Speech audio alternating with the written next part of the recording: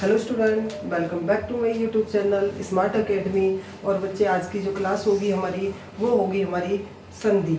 इससे पहले की वीडियो में हमने पढ़ी थी संधि की डेफिनेशन और स्वर संधि। स्वर संधि के जितने पार्ट थे वो सारे कवर किए थे और उसके बाद हमारी आती है वो व्यंजन संधि। ठीक है, अब व्यंजन संधि को समझने से पहले आपको व्यंजन के बारे में पूरी जानकारी चाहिए कि व्यंजन कितने हैं। तो व्यंजन हमारे कुल टोटल व्यंजन होते हैं 37, लेकिन 37 होते हैं, लेकिन संयुक्त व्यंजन को हटा के हमारे व्यंजन कितने रह जाते हैं बच्चे? 33। ठीक है, 33 व्यंजन हैं। व्यंजन संधि बहुत ज़्यादा मुश्किल नहीं होती है, लेकिन फिर भी हमको बहुत ज़्यादा डिफिकल्ट लगती है। स्वर संधि ज़्यादा इजी होती है, फिर भी लगती है बच्चों को, लेकिन ऐसा नहीं है। अगर आपको एक बार ये पूरी टेबल अगर आप रीड आउट कर लेते हो, अच्छे से समझ लेते हो, तो ये भी स्वर संधि की तरह ही इजी है। ठीक है, सबसे पहले आप ये देखिए व्यंजन हमारे ये वर्ग है, क वर्ग, च वर्ग, ट वर्ग, त वर्ग, प वर्ग। ठीक है, ये आपके वर्ग बने हुए हैं और ये आपका प्रथम, द्वितीय, तृतीय, चतुर्थ और पंचम। अब आपका क वर्ग में कौन कौन से व्यंजन है? क, ख, ग, घ, अइया। ठीक है, च वर्ग में च, छ, ज, झ, अइया। ट वर्ग ट, ठ, ड, ढ, अइया। त वर्ग में त, थ, द, ध, अइया। प वर्ग में प, फ, ब, भ, म। ठीक है, ये समझ आया आपको? ये चीज इस तरह से सीक्वेंस में समझ आई कि ये मेरा क वर्ग है, ये च वर्ग, ये ट वर्ग, ये त वर्ग, ये प वर्ग। ठीक है, अब ये चीज समझो कि ये वर्ग का आपका प्रथम, ठीक है, प्रथम वर्ण अगर आपकी संधि बनती है तो प्रथम वर्ण या तो चेंज होगा तृतीय वर्ण में और या चेंज होगा आपका चतुर्थ वर्ण में। अब मेरा प्रथम वर्ग का क अगर नियम के अकॉर्डिंग तीसरे में चेंज होगा तो कहाँ जाएगा? घ में। अगर चतुर्थ में जाता है तो घ में। ठीक है ना, तो ये चीज जब तक ये अच्छे से समझ नहीं आएगा तब तक व्यंजन संधि को नहीं पहचान पाएंगे। ठीक है, अब ये आपने 5 वर्ग पढ़ लिए। 5 वर्ग में आपका ये प्रथम वर्ग, ये द्वितीय, ये तृतीय, ये चतुर्थ। जब आपकी संधि बनती है तो आपको इस तरह से पहचान करनी पड़ेगी। उसके बाद है आपका बेटा अंतःस्थ व्यंजन। इसमें कौन से व्यंजन है? य, र, ल और ब। ऊष्म व्यंजन में श, श, श, ह। अब इसमें से हम संयुक्त व्यंजन को व्यंजन संधि में नहीं लेते हैं, क्योंकि संयुक्त व्यंजन हमारा 2 वर्णों के मेल से बना हुआ होते हैं। ठीक है ना, तो इस चीज को आपने बिल्कुल अपने माइंड में छाप लेनी है कि अगर प्रथम वर्ण क आता है तो ग में चेंज होता है, त अगले वर्ण में चेंज हो जाता है। ठीक है, अगर आपका प्रथम वर्ण तीसरे चतुर्थ में भी चेंज होता है और आपका जो ये म होगा ये पंचमाक्षर में भी चेंज हो जाता है। ठीक है, तो ये चीज आपको अच्छे से पहले समझ लेनी, उसके बाद हम चलते हैं रूल्स पर। ओके, तो व्यंजन संधि। ठीक है, सबसे पहले रिकॉल करो कि हमने जब स्वर संधि पढ़ी थी तो हमने क्या नियम पढ़े थे कि हमारे जब संधि बनेगी तो शब्द में हमारे कितने होंगे? हमारे 2 शब्द होंगे। ठीक है, एक शब्द के हमारे कौन कौन से होंगे? प्रथम वर्ण। ठीक है ना, प्रथम शब्द कौन सा होगा हमारा? उसको 2 शब्दों में बटेंगे, तो प्रथम शब्द और द्वितीय शब्द।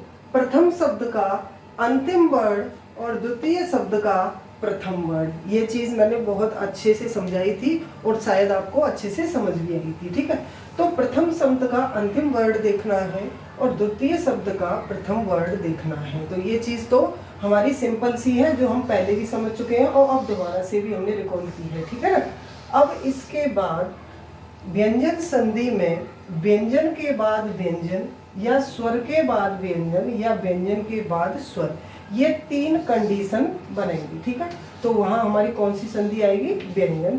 इसके बाद फिर हम व्यंजन की डेफिनेशन देखेंगे, लेकिन इससे पहले आप एक एग्जाम्पल देखोगे कि बाक जमा में ईश, बाक जमा में ईश। तो पहला अंतिम वर्ण देखते हो तो ये क्या है बेटा? क। और इसका आपने प्रथम वर्ण देखना है तो ये क्या है? ई। तो बाक अपना अपने प्रथम वर्ग का किस में चेंज हो गया? तीसरे में। तो क्या बन गया ये हमारा? वागीश। ठीक है, ये चीज समझ आई आपको? पहला अंतिम वर्ण और पहला दोनों मिलके किस में चेंज हो गए? उसके वागीश। ठीक है ना? ओके, तो इतना आपको समझ आया। अब हम चलते हैं व्यंजन संधि की, पहले प्रॉपर डेफिनेशन देखेंगे और फिर हम रूल्स के अकॉर्डिंग पढ़ेंगे। ओके, व्यंजन संधि की सबसे पहले डेफिनेशन देखोगे कि व्यंजन के बाद व्यंजन अथवा व्यंजन के बाद स्वर आने पर जो विकार उत्पन्न होता है, जो परिवर्तन होता है, उसको हम व्यंजन संधि कहते हैं। ठीक है ना? तो ये परिभाषा आपने अच्छे से देख ली। अब इसके बाद हमारे जो नियम के अकॉर्डिंग संधि बनेगी, जैसे कि पहला नियम मैंने क्या लिखा है कि पहले वर्ग का तीसरा वर्ण। ठीक है, पहले वर्ग का, ठीक है बेटा, पहले वर्ग का तीसरा वर्ण। पहला वर्ग कौन सा था? टेबल को याद करो। पहला वर्ग कौन सा था? क वर्ग। कौन सा था? क वर्ग। ठीक है, तो क वर्ग का अगर क ख ग ये हमारे पहले वर्ग का जो पहला वर्ण था, क च ट त प के बाद कोई स्वर अथवा किसी वर्ग का तीसरा चौथा वर्ण ग घ ज झ ड ध व अथवा य र ल व ह आने पर पहला वर्ण तीसरे में चेंज हो जाता है। डेफिनेशन क्यों नहीं समझ आती? क्यों कि जब तक हम व्यंजन के बारे में अच्छे से नहीं समझते, अच्छे से नहीं पढ़ते कि कौन से स्पर्श व्यंजन है, कितने वर्ग में बटे हुए हैं, ठीक है, कौन कौन सा प्रथम है, कौन सा द्वितीय है, कौन सा तृतीय है, तब तक ये डेफिनेशन हमारी बिल्कुल समझ में नहीं आती। लेकिन जब हम सारणी को अच्छे से पढ़ लेते तो डेफिनेशन समझ आती है कि वर्णमाला के किसी वर्ग के पहले वर्ण, किसी वर्ग के पहले वर्ण, वर्ग क्या था आपका? क वर्ग, च वर्ग, ट वर्ग, त वर्ग और प वर्ग। ठीक है, उसके क च ट त प के बाद कोई स्वर अथवा किसी वर्ग का तीसरा चौथा वर्ग अथवा य र ल व, ये सारी चीज पढ़नी है, आने पर पहला वर्ग तीसरे में चेंज हो जाता है। ठीक है, अब इसके आप एग्जाम्पल देखोगे तो आपको अच्छे से समझ आएंगे। देखो, क का ग में चेंज हो जाना, क्योंकि क का ग में क्यों चेंज हो जाएगा? क को ग में क और ख और ग, अगर तीसरे का नियम लागू होता है तो ग में चेंज हो जाता है। ट का ड में, ये देखो ट ड में चेंज हो गया, त द में चेंज हो गया, त थ और द। ठीक है, तो ये तीसरा नियम लागू होता है कि पहले वर्ग का तीसरा वर्ण। ठीक है, इतना समझ आ रहा है। अब देख लिए क का ग में क्या एग्जाम्पल है? दिक जमा में गज, तो क्या हो जाएगा आपका? दिग्गज। दिग्गज। क्या चेंज हुआ? प्रथम शब्द का अंतिम वर्ण क्या था हमारा? क, और क को किस में चेंज होना था? तीसरे में, तो किस में चेंज हो गया बच्चे? ग में, और ये हमारा ग था, तो ये क्या था हमारा? व्यंजन था ना, तो ग, तो दिक जमा में गज, दिग्गज। ठीक है ना, ये चीज समझ आई। और अगर यहाँ से जब तक आपका हलंत रहता है तब तक आपका व्यंजन स्वर रहित है, और जब आपका हलंत हट जाता है तो आपका व्यंजन स्वर सहित हो जाता है। ठीक है, इतना समझ आया। ट का ड में चेंज होना, षड दर्शन। ठीक है, षड दर्शन, तो क्या हो जाएगा आपका? षड दर्शन। षड दर्शन, ये चीज समझ आ रही है ना? षड दर्शन, षड दर्शन, तो आपका ट किस में चेंज हुआ? द में चेंज, किस में चेंज हुआ बेटा? द में, षड दर्शन। ठीक है, ट ड में चेंज हो गया क्योंकि ट तीसरे में जा रहा है।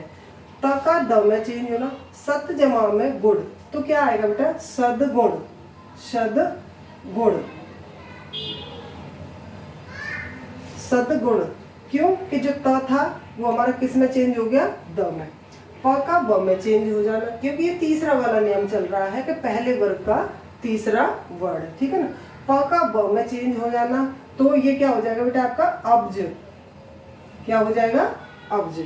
ठीक है, तो ये चीज आपको, पहला नियम आपको अच्छे से समझ आया होगा कि जो पहला वर्ग था वो पहले वर्ग के जितने भी व्यंजन थे वो किस में चेंज होंगे? तीसरे में। ठीक है ना, अपने वर्ग के तीसरे में। ठीक है, अब देखते हैं नेक्स्ट रूल्स। हमारा दूसरा रूल देखते हैं कि पहले वर्ण का पंचम वर्ण। ठीक है, पहले वर्ण का पंचम वर्ण।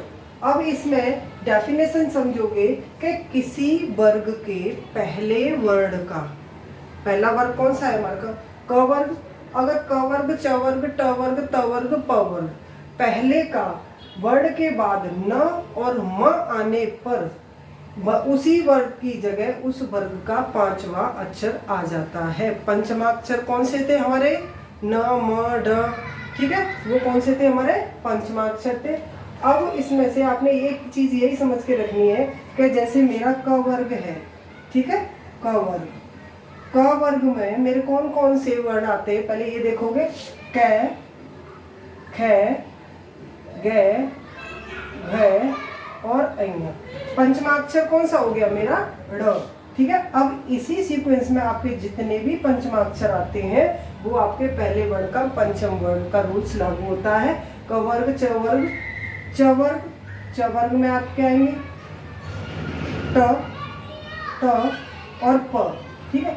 ये सारे वर्ग हमारे बनेंगे और इन वर्ग के जितने भी पंचमाक्षर आएंगे वो पहला वर्ग उसमें न म जिसमें आएगा वो पांचवें में चेंज हो जाएगा। एक बार मैं आपको लिख के दिखा देती हूँ क्योंकि दोबारा रिवाइज हो जाएगा। ये देखो पंचमाक्षर आ गया,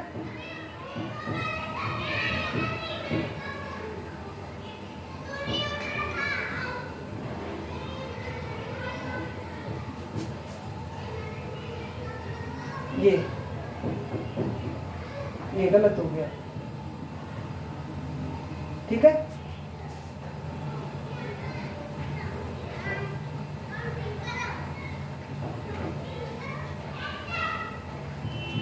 ठीक है ना, ये समझ आया आपको? ये यहाँ पर ये पंचमाक्षर यहाँ ले लेने, क्योंकि ये मैंने एक बढ़ा दिया है तो ये आपके क्या आ रहे हैं? आपके ये पंचमा अक्षर आते हैं, ठीक है। तो ये पंचमा अक्षर आपके जब आएंगे तो वहां पर कौन सा आपका ये लागू हो जाएगा? ये आपका पहले वर्ण का पंचमा अक्षर। अब ये देख लीजिए यहाँ पे क्या क का ड में चेंज हो जाना। जैसे क वर्ग में ये था तो क वर्ग का ड में चेंज हो जाना, तो कौन सा बनता है हमारा? एक बार मैं इसको इरेज कर देती हूँ। क का ड में चेंज हो जाना, क्योंकि अपने पंचमाक्षर में चेंज हो जाएगा। ये देखो क का ड में चेंज हो गया तो क्या बन गया बच्चे? वाड्यम, वाड्यम, ठीक है ना, वाड्यम।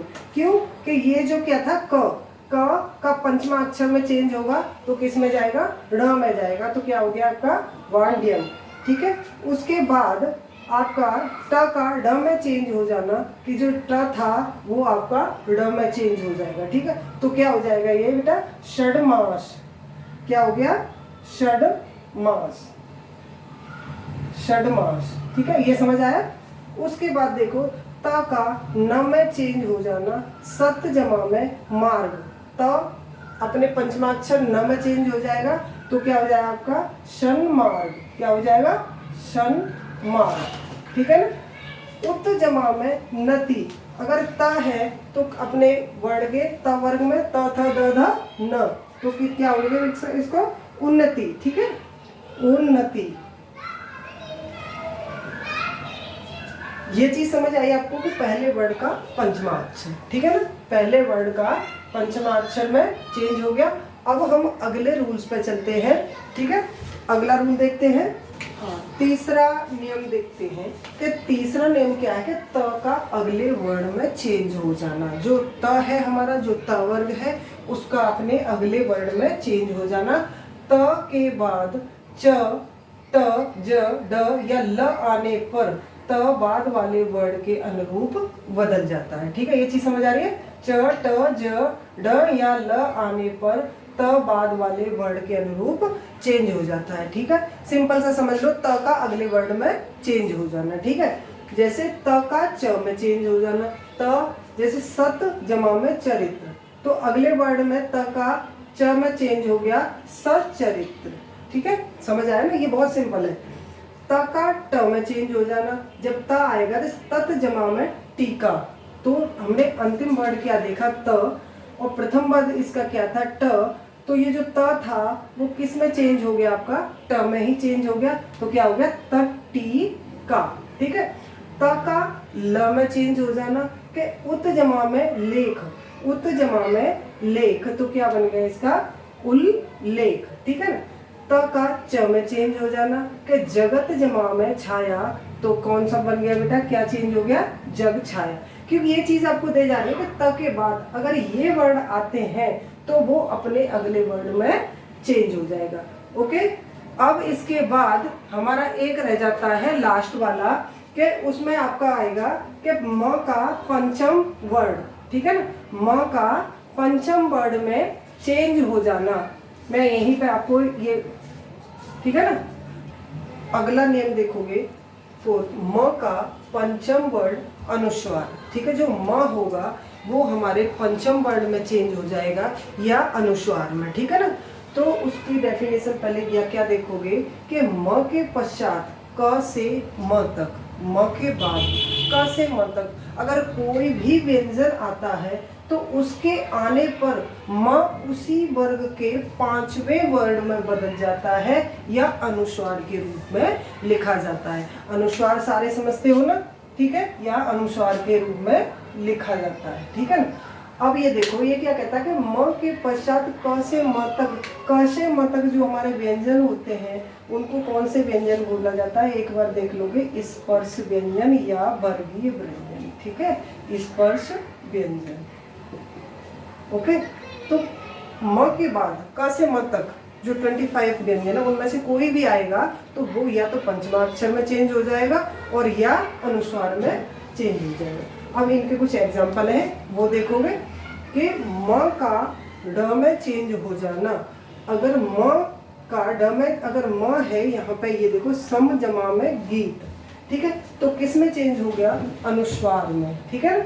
तो सम जमा में गीत क्या बन गया आपका, संगीत, ठीक है।